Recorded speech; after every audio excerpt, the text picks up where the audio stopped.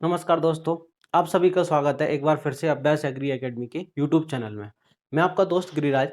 दोस्तों, आज हम बात करने वाले हैं कि प्लांट साइंस जेआरएफ की प्रिपरेशन कैसे करना है, मैंने अपनी तैयारी कैसे की थी और जो मेरे स्टूडेंट सिलेक्टेड हैं आईआरआई के अंदर, पंतनगर के अंदर, एसआर के अंदर, उनने प्रिपरेशन कैसी की थी, क्या स्ट्रेटेजी अपनानी पड़ती है। ये आज हमारा पहला लेक्चर है, डेमो लेक्चर।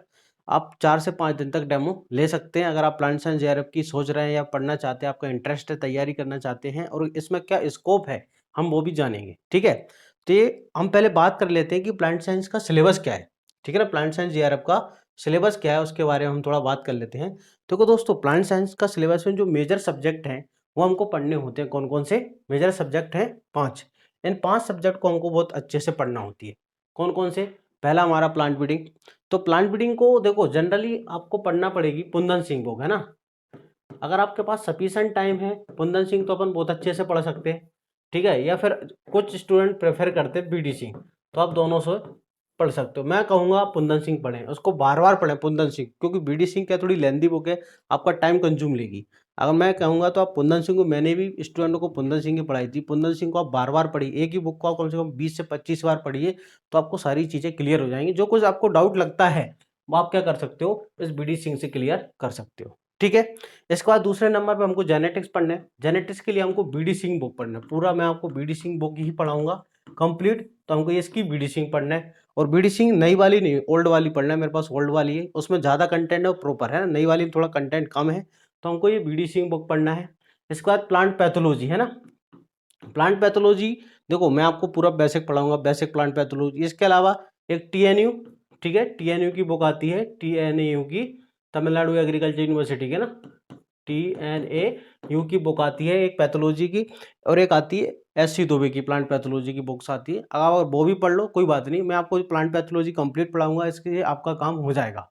ठीक है, इसके अलावा सीड टेक्नोलॉजी, ये भी मैं आपको कंप्लीट पढ़ाऊंगा, या फिर सीड टेक्नोलॉजी जो बुक आती है हम उसी से पढ़ेंगे, सीड टेक्नोलॉजी भी उसी से हमारा कवर हो जाएगा। कुछ सालों से देखने में आ रहा है पेपर के अंदर सीड टेक्नोलॉजी थोड़ा ज़्यादा आ रहा है, थोड़ा इसमें डीप में क्वेश्चन आ रहे हैं। और प्लांट फिजियोलॉजी, प्लांट फिजियोलॉजी का आपको बुक लेने की कोई आवश्यकता नहीं, कोई भी बुक आपको नहीं पढ़ना है, सिर्फ अपने नोट्स पढ़ना है। आपको जनरली ऐसे कोई बुक लेने की आवश्यकता नहीं है। ठीक है, आपको नोट्स यहाँ से मिलेंगे सारे प्रॉपर पीडीएफ के अंदर, तो आप नोट्स नहीं लें। आपको प्लांट फिजियोलॉजी जो है ना, प्लांट फिजियोलॉजी क्या करना है, मैं आपको पूरा पढ़ाऊंगा एक एक चीज, इससे आपका एक भी क्वेश्चन किसी भी। ये तो हमारे मेजर सब्जेक्ट है। अब माइनर सब्जेक्ट की अगर हम बात करें, ठीक है, माइनर सब्जेक्ट की, तो माइनर सब्जेक्ट कौन कौन से हमको पढ़ना है। ठीक है, माइनर सब्जेक्ट कौन कौन से? जनरल एग्रीकल्चर, ये तो हमारे मेजर सब्जेक्ट। इसके बाद हमको माइनर सब्जेक्ट मतलब जनरल एग्रीकल्चर क्या पढ़ना है, जनरल एग्रीकल्चर पूरा पढ़ना है। ठीक है, आप हॉर्टिकल्चर छोड़ सकते हो, प्लांट साइंस जीआरएफ के अंदर हॉर्टिकल्चर के क्वेश्चंस नहीं आते हैं। ठीक है, ऐसा देखा जाता है कि प्लांट साइंस जीआरएफ में एक स्टैटिक्स भी पढ़ना है, यहाँ पर स्टैटिक्स भी पूछा जाता है, तो स्टैटिक्स पढ़ना है, एग्रोनॉमी पढ़ना है, सॉइल साइंस पढ़ना है, एंटो पढ़ना है हमको, है ना। ये सारी चीज़ें पढ़ना, आप डेयरी नहीं पढ़ना, एक हॉर्टिकल्चर नहीं पढ़ना, वहाँ से क्वेश्चन जनरली नहीं पूछे जाते। ठीक है, चलो आगे बात करते हैं हम, ये तो हमारा टॉपिक हो गए। अब हम बात करते हैं आज हमारा जो पहला लेक्चर है प्लांट ब्रीडिंग का, ठीक है, डेमो का। तो इंट्रोडक्शन, प्लांट ब्रीडिंग होती क्या है? ठीक है, प्लांट ब्रीडिंग है क्या? तो प्लांट ब्रीडिंग क्या होती है? प्लांट ब्रीडिंग का मतलब सिंपल ही होता है कि हमको क्रॉप इंप्रूवमेंट करना है। क्या करना है? फसल को सुधारना है, क्रॉप इंप्रूवमेंट करना है, ये होती है प्लांट ब्रीडिंग। अब प्लांट क्रॉप इंप्रूवमेंट करना है तो वहाँ पर साइंस भी लगेगी, कुछ स्किल लगेगी, मतलब आर्ट्स है, कुछ टेक्नोलॉजी लगेगी। तो क्या होती है? Plant breeding is science, art and technology. क्या होती है? Plant breeding is science, art and technology, तीनों चीजें ना। प्लांट ब्रीडिंग क्या होती है? Is defined as the science, art and technology for the development of high yielding variety, या फिर genetic improvement of the crop plant for humankind. मनुष्य के लिए क्या करना? हाई यील्डिंग वैरायटी डेवलप करना, या प्लांट के ओरिजिनल जीनोटाइप में चेंजेस करना, उसको क्या बोलते हैं हम? Plant breeding. ठीक है, तो plant breeding can be defined as the science as well as the art of improving the genetic makeup. Genetic makeup का मतलब होता है जीनोटाइप को इंप्रूव करना। किसको? जीनोटाइप को, genetic makeup of the plant in relation to their economic use. Economic मतलब हम जो वैरायटी बना रहे हैं, ठीक है, उसका कोई आर्थिक महत्व तो होना चाहिए। हम हाई यील्डिंग वैरायटी बना रहे हैं, फार्मर्स को क्या होना चाहिए? उसका प्राइस अच्छा मिलना चाहिए। या फिर हम ऑयल सीड वाली, तो ऑयल कंटेंट ज़्यादा होना चाहिए। या फिर कोई हम प्रोटीन रिच वैरायटी बना रहे हैं तो उसके अंदर प्रोटीन कंटेंट ज़्यादा होना चाहिए। या फिर हम कोई ऑयल सीड वाली वैरायटी बना रहे हैं तो उसके अंदर ऑयल कंटेंट ज़्यादा, या फिर प्रोटीन, विटामिन, मिनरल्स, जो भी हमारा ऑब्जेक्टिव होता है, ठीक है, उस पर्पज से उसका आर्थिक महत्व होना चाहिए। तो सिंपल भाषा में क्या होता है कि plant breeding arts and science and technology for the genetic improvement of the crop plant, या जेनेटिक मैकअप, जो जेनेटिक मैकअप होता है, जीनोटाइप, कहने का मतलब जीनोटाइप को इंप्रूव करना, जिससे हम एक अच्छी से अच्छी वैरायटी बना सके और जिसका ह्यूमन काइंड के लिए आर्थिक महत्व हो, कुछ ना कुछ उसका फायदा हो। ठीक है, recently plant breeding has been described as the technology of developing superior crop. देखो, सुपीरियर क्रॉप का मतलब वैरायटी, अच्छी टेक्नोलॉजी भी है ना, सुपीरियर क्रॉप का मतलब वैरायटी और प्लांट विद वेरियस पर्पस। ठीक है, तो ये एग्जाम में पूछा जाता है। ये रिले ने है ना रिसेंटली जो नया जो इंक्लूड किया है कि प्लांट ब्रीडिंग क्या है, एक सुपीरियर क्रॉप वैरायटी बनाना, ये कंसेप्ट किसने बोला है? तो आंसर है रिले। ये एग्जाम में पूछा जाता है, ये पॉइंट बहुत इंपॉर्टेंट है ना। ठीक है, नेक्स्ट चलते हैं अगली स्लाइड की तरफ। अगला है कि देखो प्लांट ब्रीडिंग की, plant breeding is the art science and technology. Plant breeding क्या है? देखो, science art and technology which deals with the genetic improvement of crop plant. मैं आपको बार बार बता रहा हूं कि क्रॉप प्लांट का जेनेटिक इंप्रूवमेंट करना, आपको जीनोटाइप को सुधारना है। Genetic improvement of crop plants in the relation to economic use for mankind, मनुष्य के लिए जो कि आर्थिक महत्व रखती हो, and also is called the crop improvement. तो हम प्लांट ब्रीडिंग को एक प्रकार से क्या कह सकते हैं? क्रॉप इंप्रूवमेंट कह सकते हैं। हम कर क्या रहे हैं? अगर हमारे पास कोई वैरायटी है, ट्रेडिशनल वैरायटी है जिसका प्रोडक्शन कम होता है, तो हम क्या करेंगे? हाई यील्डिंग वैरायटी बनाना चाहेंगे। तो मतलब कहने का मतलब कर रहे हैं हम क्रॉप इंप्रूवमेंट, फसलों का सुधार कर रहे हैं, क्रॉप इंप्रूवमेंट कर रहे हैं। तो plant breeding art science and technology, ठीक है, या फिर हम कह सकते हैं क्रॉप इंप्रूवमेंट ब्रीडिंग भी इसको अब बोल सकते हैं। ठीक है, plant breeding is the considered the current phase of current crop evolution, है ना, ये बहुत इंपॉर्टेंट पॉइंट है। प्लांट ब्रीडिंग क्या है? Current phase of crop evolution, मतलब नई नई वैरायटी, नई नई किस्में हम तैयार कर रहे हैं, नई स्पीसीज जनरेट कर रहे हैं। जैसे ट्रिटिकल है, रेफेनोब्रेसिका है, हमने एक नई स्पीसीज बना दी, तो वो एक प्रकार से प्लांट ब्रीडिंग से ही तो बनाई।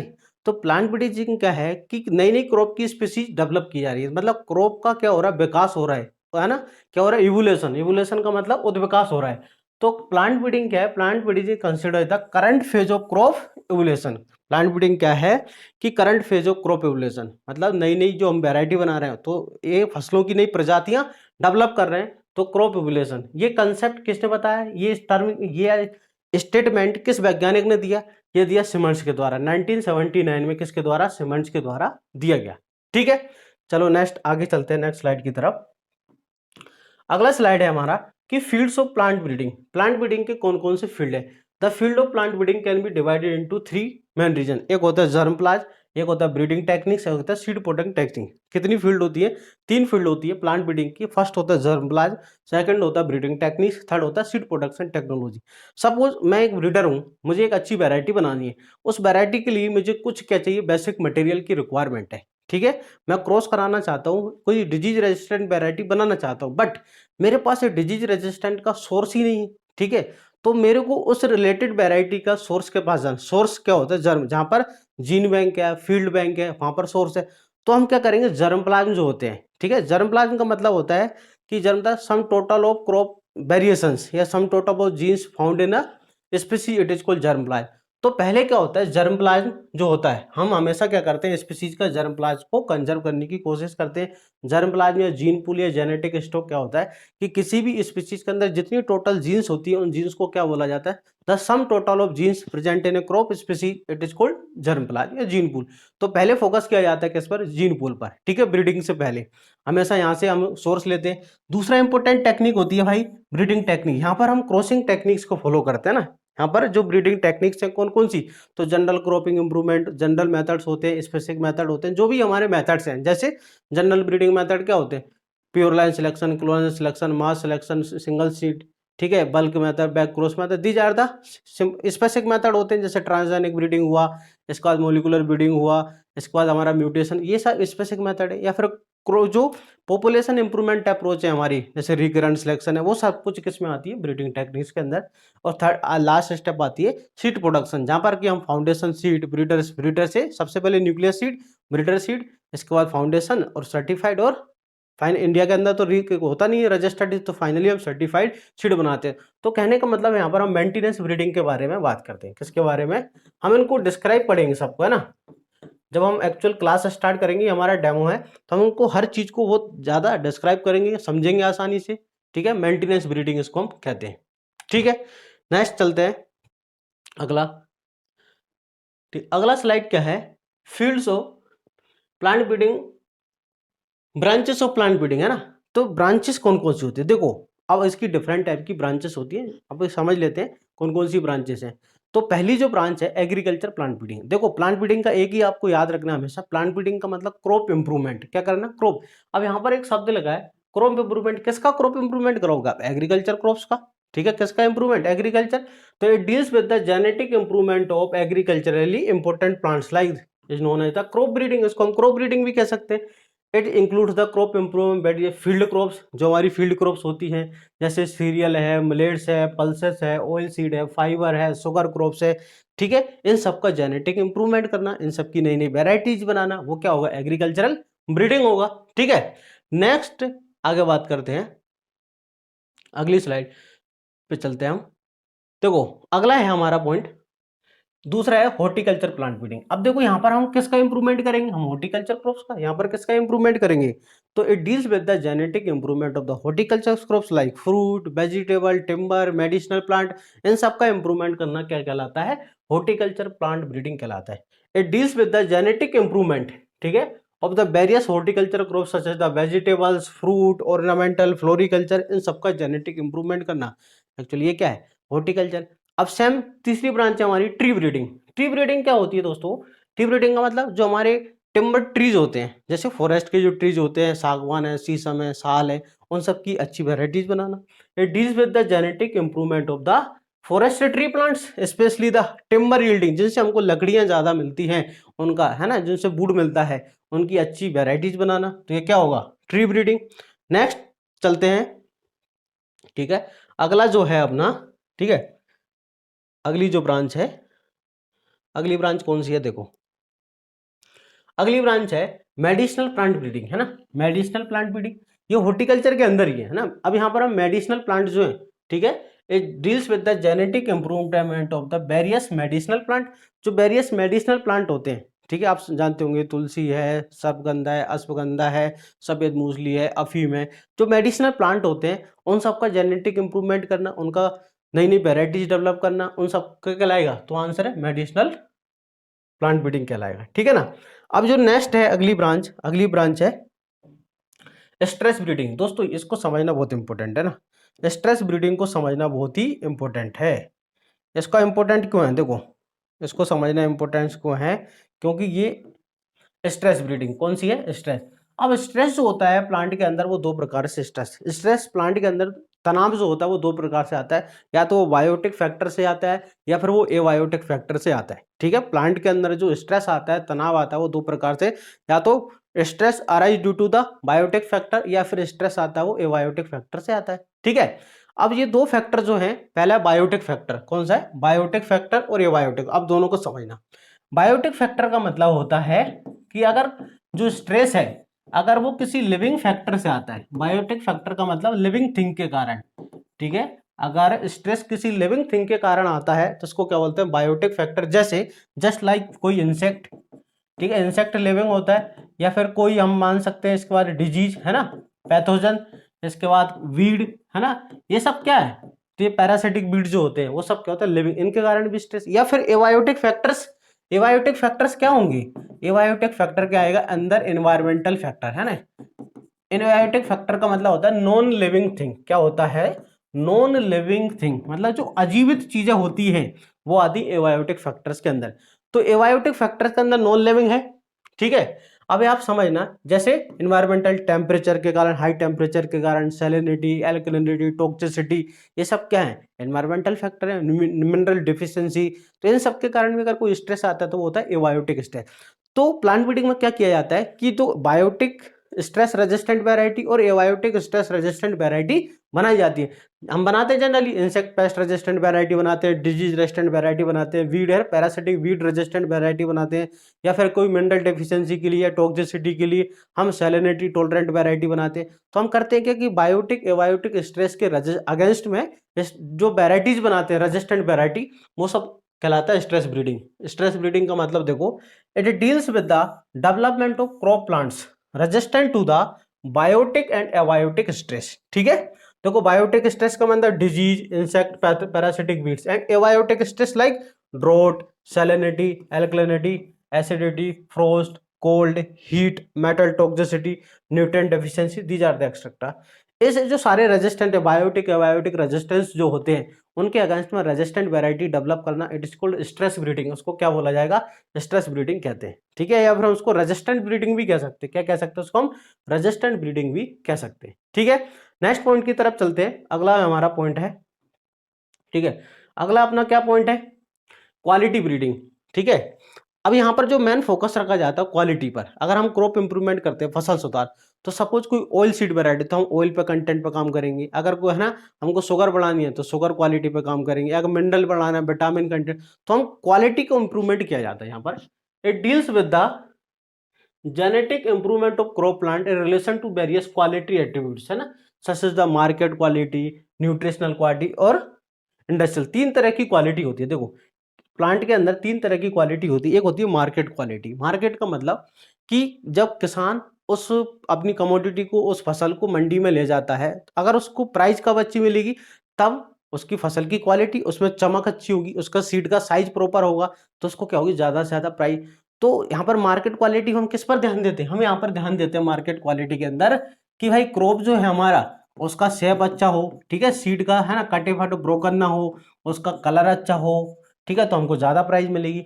इंडस्ट्रियल क्वालिटी हम किस पर ध्यान देते हैं? जैसे हमारा व्हीट है, तो गेहूं का इंडस्ट्री में कई यूज है, बिस्किट बनाने में, ब्रेड बनाने में, तो हम ग्लूटेन कंटेंट पर, जो इलास्टिसिटी होती है ग्लूटेन कंटेंट पर, जो भी इंडस्ट्रियल क्वालिटी है उस पर ध्यान देंगे। जैसे गेहूं के अंदर हम किस पर ध्यान देंगे?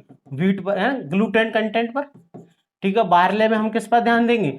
बारले में हम माल्ट कंटेंट पर, क्योंकि अल्कोहल बनाना है। तो जो भी इंडस्ट्री में जो एट्रीब्यूट्स यूज होते हैं उन पर ध्यान दिया जाता है। तीसरा होता है न्यूट्रिशनल क्वालिटी। अगर किसी क्रॉप को खाने के लिए ज्यादा कंजप्शन के लिए यूज करते हैं, तो यहाँ पर न्यूट्रिशनल क्वालिटी, कि भाई उसके अंदर है ना विटामिन है कि नहीं, मिनरल्स है कि नहीं, ठीक है। इसके बाद उसके अंदर जो भी चीजें खाने के लिए है ना, प्रोटीन है, फैट है कि नहीं, या फिर पल्सेस है तो भाई प्रोटीन की बात करेंगे, प्रोटीन है। तो इन सब चीजों पर वो होती है हमारी न्यूट्रिशनल क्वालिटी, जो कि हमारे शरीर के न्यूट्रिएंट का काम करती है।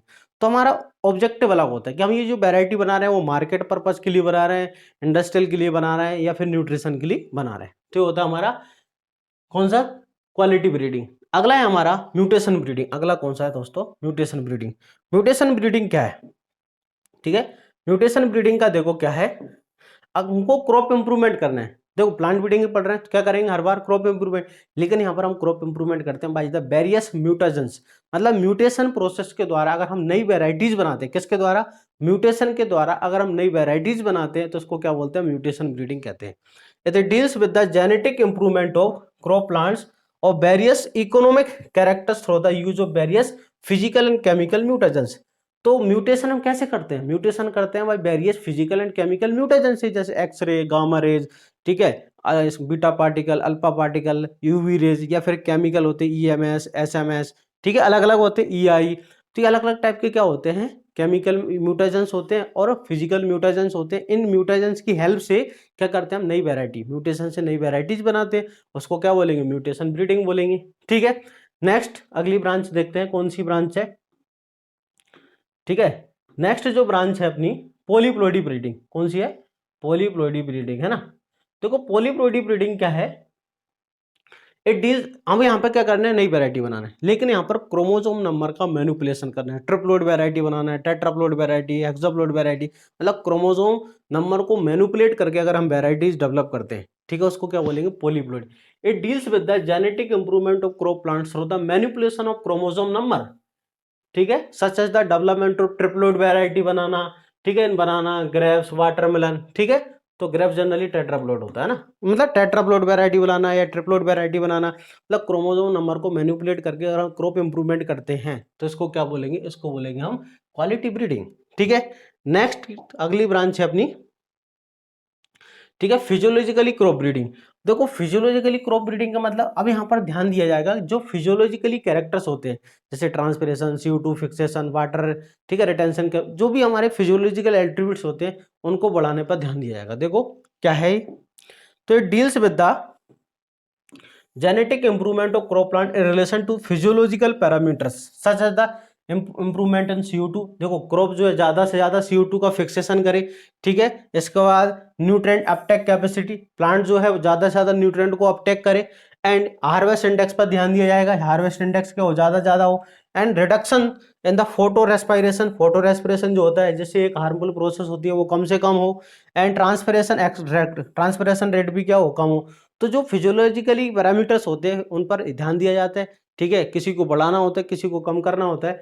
तो इस तरह हम क्रॉप इंप्रूवमेंट करते हैं। अगर हम फिजियोलॉजी को ध्यान में रखते हुए करते हैं तो इसको क्या बोलेंगे हम, फिजियोलॉजी क्रॉप ब्रीडिंग, या फिर इसको बोलते हैं it also include the idiotype breeding.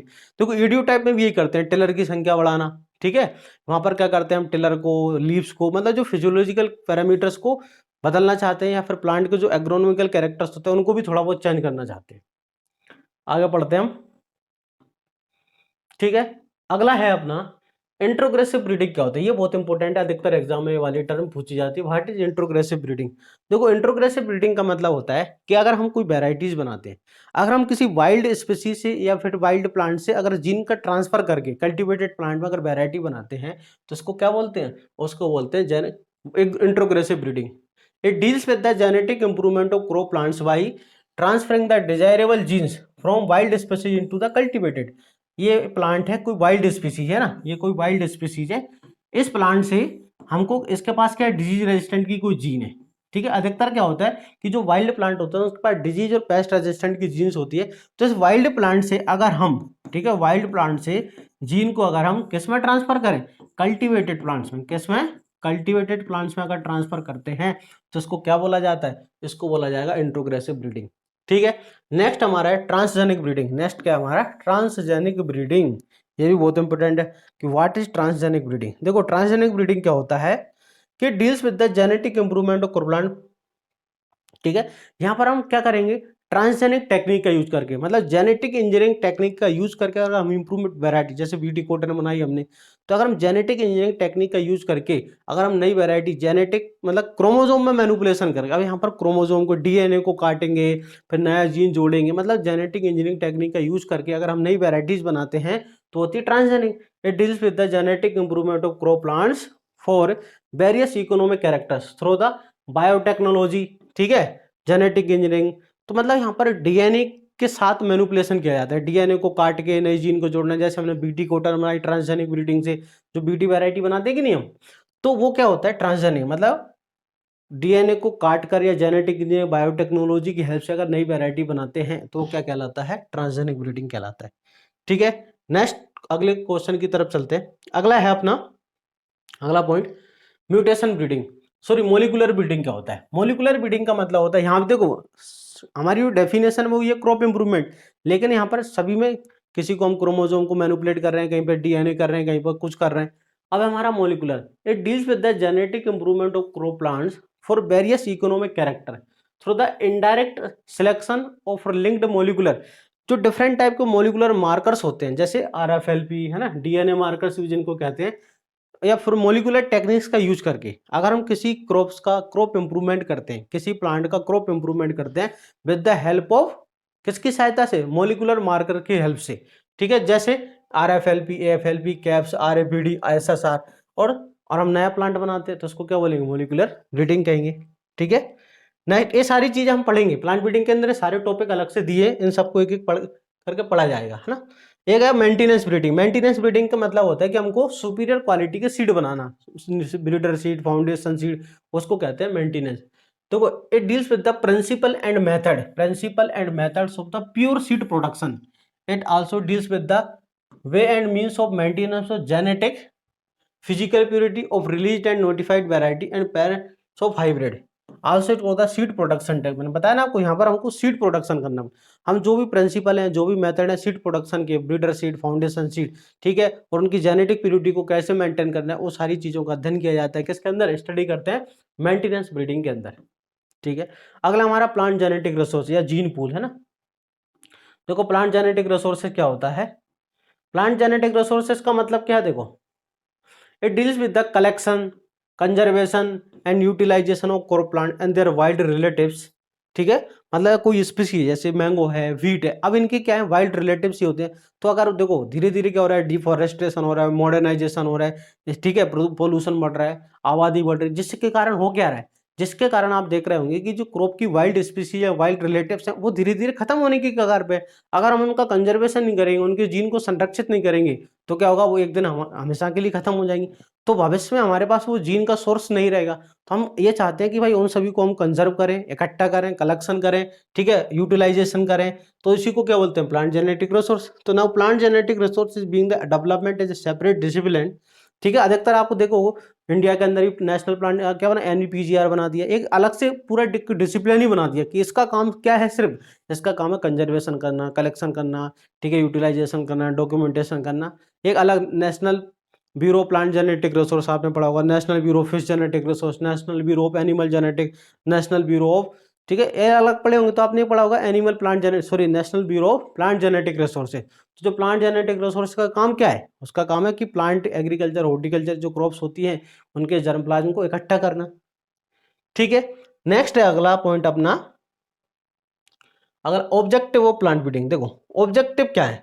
अब ऑब्जेक्टिव अलग अलग होते हैं ना, आपका जो क्या एम है, आप जो वैरायटी बना रहे हो उसका एम क्या है, ठीक है ना।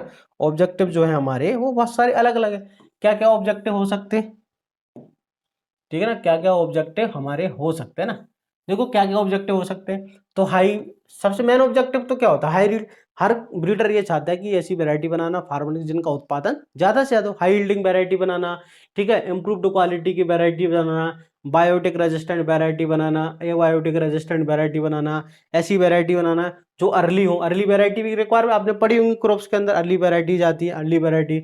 या फिर photo and thermo sensitive insensitive variety, मतलब ऐसी वैरायटी बनाना जिस पर डे लेंथ का, लाइट का या फिर टेम्परेचर का कोई ज्यादा इफेक्ट ना पड़ता हो, मतलब डे न्यूट्रल वैरायटीज बनाना।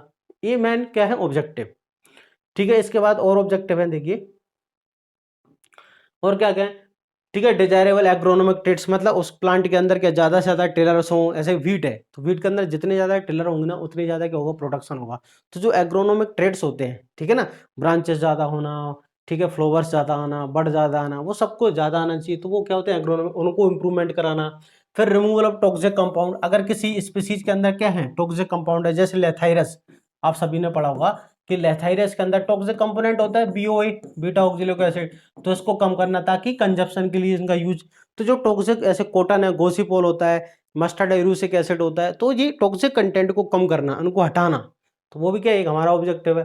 फिर वाइडर अडेप्टेबिलिटी, ऐसी वेराइटी बनाना जो वाइड क्षेत्र में, मतलब एक साथ बड़े एरिया में उसको अपने आप को अडेप्ट कर ले। वाइडर अडेप्टिव मतलब ऐसी वेराइटी जो डिफरेंट ज्योग्राफिकल कंडीशन के अंदर अपने आप को अडेप्ट करती हो। ऐसा नहीं कि अपन सिर्फ एक क्षेत्र में लगा रहे हैं, दूसरे रीजन के अंदर लगाए तो वेराइटी होगी नहीं, ग्रो नहीं कर रही। तो ऐसी वेराइटी बनाना जो डिफरेंट इन्वायरमेंटल कंडीशन में क्या हो, वो आसानी से ग्रो करे, तो उसको बोलते हैं वाइडर अडेप्टेबिलिटी, ठीक है। और अदर कैरेक्टर्स, तो जो भी हमको इंप्रूवमेंट करना है, जो भी कैरेक्टर चाहते हैं हम, तो वो सब किस में आएंगे, ऑब्जेक्टिव में।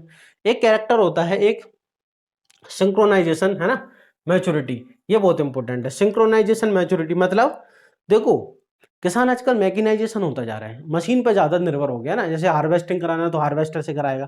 अगर उसकी सारी क्रॉप जो है एक साथ अगर मैच्योर हो जाती है ना, एक साथ वो सारे जो प्लांट हैं इसने लगाए, अगर वो सारे प्लांट एक साथ क्या हो गए, मैच्योर हो जाते हैं, तो हार्वेस्टिंग कराना बहुत ईजी होगा। क्योंकि तो आपको पता है हार्वेस्टर लेके आएगा, वो ऐसा तो है कि सिर्फ आधा खेत अभी इतना सा है ना, क्या हुआ, इतनी क्रॉप हमारी क्या हुई, मैच्योर हो गई है ना, तो सिर्फ इसको हार्वेस्टिंग करा लिया। अब 10 दिन का इंतजार कर रहा है, फिर वो ढूंढ रहा है हार्वेस्टर को, कहीं मिलेगी नहीं मिले, तो इसमें दिक्कत आती है, प्रॉब्लम भी आती है, खर्चा भी बढ़ता है, कॉस्ट भी बढ़ती है। तो अगर सारे प्लांट में एक साथ मैच्योर हो जाए तो कितना अच्छा है कि हमारा खेत भी जल्दी खाली हो जाएगा, ताकि हम नेक्स्ट क्रॉप भी ले सके। हमारा फील्ड क्या हो जाएगा, पूरा खाली हो जाएगा, ताकि हम अगले जो भी ऑपरेशन करना है वो आसानी से कर सके। तो it refers to the maturity of the crop species at one time. अगर सारे प्लांट में सारी जो इतने हमारी क्रॉप है उसमें एक साथ मैच्योरिटी आ जाए, कि भाई एक साथ इधर से हार्वेस्टर डाला, जो भी कटाई करनी है, हार्वेस्टिंग करनी, एक साथ कर दो, ठीक है, रुकना नहीं है, तो एक साथ मैच्योरिटी आना refers to the crop plants at one time.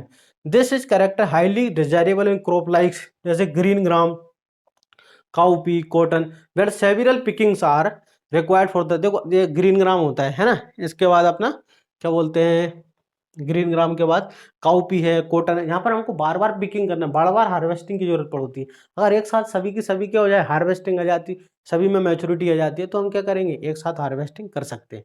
ठीक है, बात समझ में आई। नेक्स्ट स्लाइड की तरफ चलते हैं।